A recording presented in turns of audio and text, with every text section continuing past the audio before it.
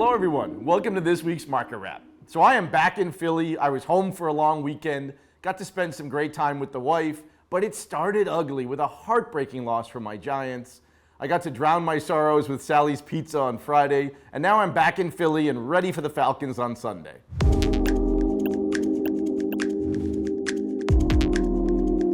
So 3 watches I love this week, and we got some really great pieces this week, a little different than the traditional pieces I'm picking. So the first one is a Blancpain 50 Fathoms, the Speed Command. It's a DLC case, carbon fiber dial with a great touch of orange. I love this watch. I think it's one of the most distinctive Blancpains. Love to have it in the collection. And the second piece I have this week is a Grand Seiko, the SBCH 267. It's a high beat movement, 20th anniversary, limited edition to 1,500 pieces. It's got a great blue dial. I think Grand Seiko is really underappreciated. We don't talk about it a lot in the States, but the quality, the finish, the beauty of this watch, it's an amazing piece. And the last piece is my absolute favorite. It's a Daniel Roth Masters Chrono. It is a beautiful kind of retro feel, great case shape. We had one of these in red a few months ago. It lasted one day. I think the blue's even better. It's a great blue dial, great shape. Love this. I know this one's not gonna last very long.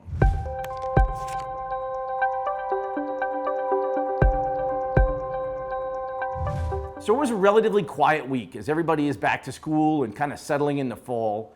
The market continues to remain strong, but I'm starting to see some of the most iconic models seem to be finding their peaks. And I feel like we may see some of them come off those all-time highs. Now, as the financial markets in China are getting a little skittish this week, I'm keeping an eye on demand to see if we'll see any softening or people selling into this market. So this week we had one new introduction, and it's a Vacheron Constantin. They came out with a new Everest edition. Now, Vacheron sponsored Corey Richards in 2019. They gave him a prototype to wear to the peak.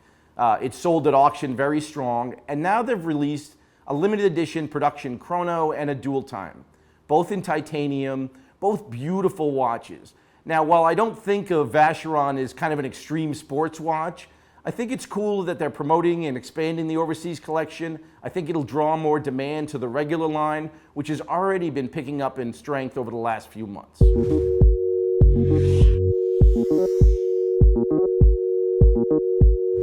So often we talk about watches that are most in demand, and we look at the models that on Watchbox kind of get the most clicks.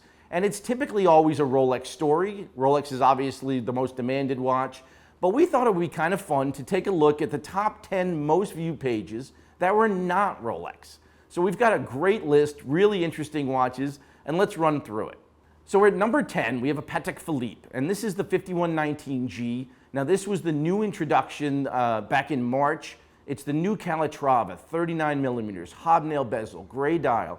It is just a beautiful watch. It is even better in person. I think this is an all-time classic Calatrava, and it's obviously getting a lot of interest. Now, number 9 on our list is an AP, but a vintage AP, a 15050 BA, yellow gold, Royal Oak on a bracelet. Now, Royal Oaks have become super collectible over the last year or two. I love this size. I love the all-gold bracelet. Just a cool watch to see getting this much interest. So number 8 was a little bit of a surprise to me. It's a Breitling Exospace B55. Very cool digital analog combination, multifunction watch, but not one I would have thought would got this much attention.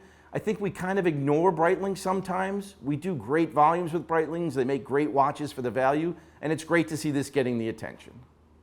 So number 7 is one of my all-time favorite watch. It's a Patek Philippe 5370P. The split-second chrono, just a classic complication, but now with a blue enamel dial.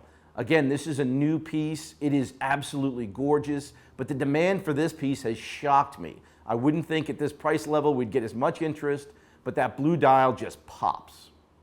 Now, number 6 is a Panerai, the PAM 369, 42 millimeter Radiomere chronograph. Now, I am not a Radiomere fan. I don't like the wire lugs.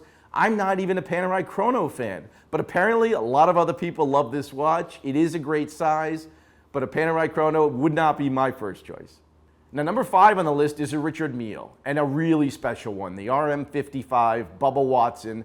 Absolutely gorgeous colors, but at over 400,000, I'm shocked it's getting this much attention. Now, number 4 on the list is a Cartier Santos, and specifically the stainless steel large model. Now, Santos is a true classic, and the new version with the interchangeable straps is almost the perfect Cartier. Not surprised this one gets as much attention as it does.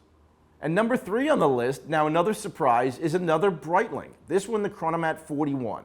Now, Breitling chronos are absolutely classic. This is the 41mm in-house movement, really the best of what Breitling does.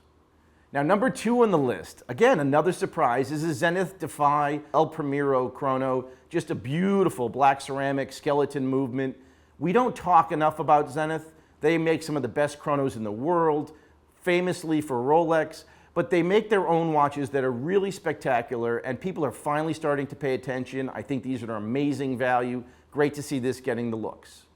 And number 1 on our list, a true classic, the Omega Speedmaster Chrono, dollar for dollar, one of the best watches in the market, coaxial movement at an under 4K. It literally lasted a few days. So that was this week's top 10 that are not named Rolex. I think it's really interesting how much chronos were on the list. Literally 7 out of our top 10 pieces, chronographs. Some of my favorites here today, chronographs.